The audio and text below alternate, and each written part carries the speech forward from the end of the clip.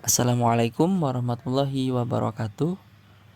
Perkenalkan, saya Gigi Hardaguna dari Program Studi Pendidikan Ekonomi, Fakultas Keguruan dan Ilmu Pendidikan Universitas Lampung Mangkurat dengan NIM 211132100018. Jadi, dalam video kali ini saya akan menjelaskan apa itu yang menjadi pengertian dari CSR, tujuan CSR, manfaat CSR, dan salah satu perusahaan yang menerapkan konsep CSR di Indonesia.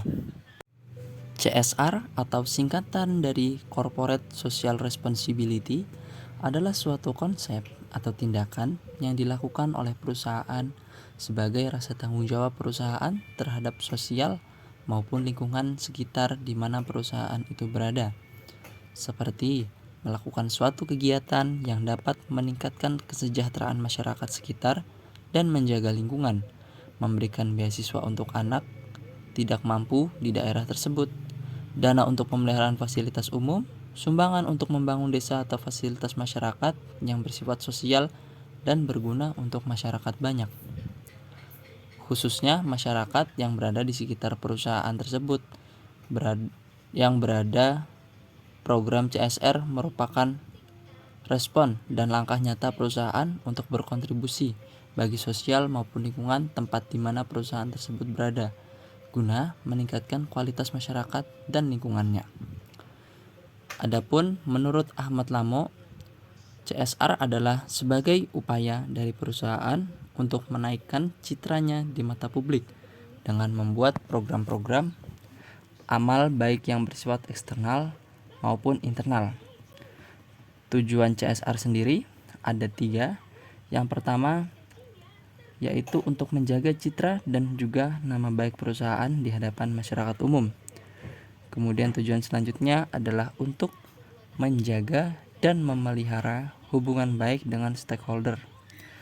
Dan tujuan selanjutnya adalah untuk membantu dalam menyelesaikan semua masalah yang ada di lingkungan sekitar. Masalah yang ada bisa muncul dari berbagai sisi, mulai dari lingkungan, sosial, dan juga ekonomi. Selanjutnya ada jenis-jenis program CSR. Yang pertama itu cause promotion. Ya artinya CSR bisa menjadi media promosi yang baik untuk perusahaan.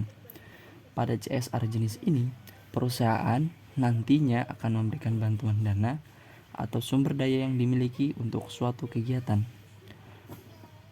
Lalu program yang selanjutnya yaitu ada cost related marketing. CSR pada jenis ini dilakukan dengan cara memberikan sejumlah presentasi keuntungan yang dimiliki oleh perusahaan. Lalu program selanjutnya ada corporate societal marketing, merupakan bentuk CSR yang berupa kampanye. Tujuan dari program ini adalah untuk mendorong suatu perubahan yang positif. Program selanjutnya ada corporate philanthropy atau CSR yang digunakan ketika perusahaan ingin memberikan inisiatif berupa kontribusi secara langsung pada kegiatan amal atau kepedulian sosial seperti kegiatan bakti sosial. Program yang selanjutnya ada community volunteering. Artinya pada program CSR ini perusahaan beserta karyawan akan melakukan suatu kegiatan berbasis layanan sukarela terhadap masyarakat di sekitar perusahaan tersebut ataupun pada masyarakat-masyarakat yang biasanya terkena musibah atau bencana alam. Lalu program yang selanjutnya ada Social Responsible Business Practice. Jadi dalam program CSR ini biasanya perusahaannya akan memberikan suatu investasi atau melakukan pemberdayaan masyarakat di sekitar perusahaan dan menciptakan kesempatan ekonomi. Baik, kita akan masuk ke pembahasan yang selanjutnya, yaitu apa sih manfaat dari CSR. Selain mengurangi risiko kerusakan, CSR adalah kegiatan yang punya banyak keuntungan lain. Adapun yang menjadi manfaat dari CSR, yang pertama adalah bagi lingkungan hidup. Manfaat CSR bagi lingkungan hidup adalah untuk membantu menjaga lingkungan hidup. Sebagai suatu perusahaan, pasti diminta tak hanya mengejar keuntungan dalam jangka waktu tertentu, namun sebagai suatu perusahaan haruslah aktif berkontribusi terhadap kualitas lingkungan, yaitu melalui dana CSR perusahaan. Kemudian manfaat yang selanjutnya adalah bagi masyarakat, yaitu untuk berkontribusi dalam masyarakat. Sebagai contoh nyata CSR adalah pendirian pabrik di tengah-tengah masyarakat dengan memperhatikan kenyamanan dan keamanan warga sekitar. Selain itu, CSR juga dapat diwujudkan dengan menyerap tenaga kerja dari warga di lingkungan perusahaan. Manfaatnya selanjutnya bagi perusahaan itu sendiri, yaitu CSR dapat membantu perusahaan dalam meningkatkan citranya di mata masyarakat. Ketika nama perusahaan terbentuk baik di mata masyarakat, maka proses branding juga akan lebih mudah, terutama jika target masyarakat yang merasakan CSR berskala nasional seperti beasiswa sepak bola, pendirian sumur di daerah kering, dan masih banyak yang lainnya. Oke, kemudian manfaat yang selanjutnya yaitu bagi pemerintah,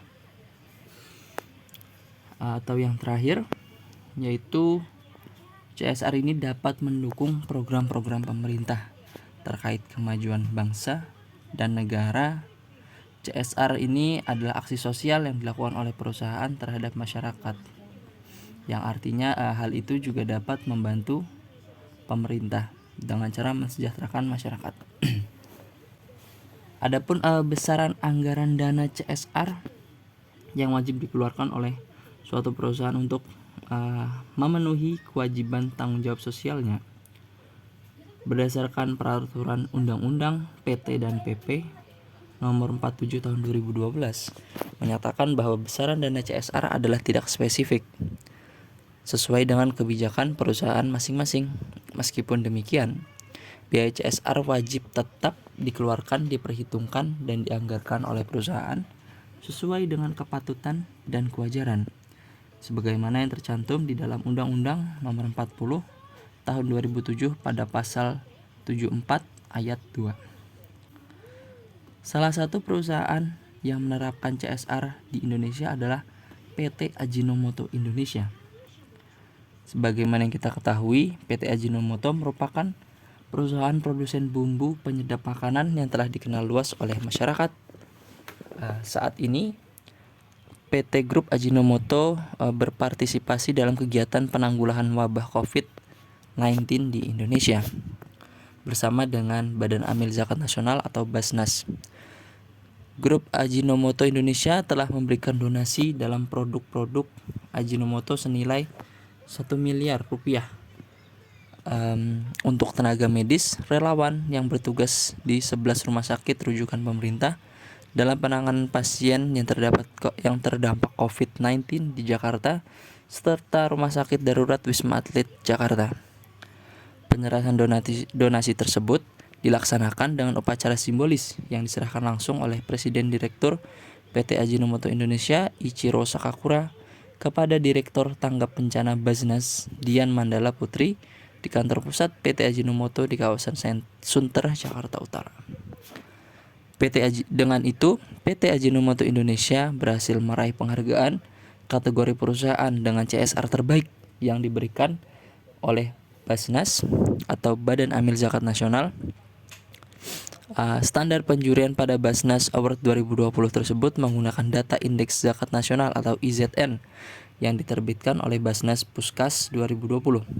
Terkait hal tersebut, PT Ajinomoto Indonesia pun akan terus berupaya memberikan kontribusi yang berarti bagi masyarakat Indonesia melalui kegiatan ASV atau Ajinomoto Shared Value.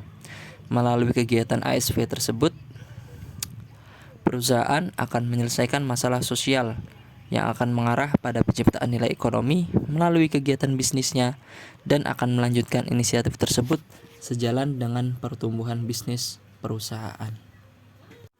Itulah penjelasan materi tentang CSR. Atas perhatiannya saya ucapkan banyak terima kasih. Wabillahi taufik wal hidayah. Wassalamualaikum warahmatullahi wabarakatuh.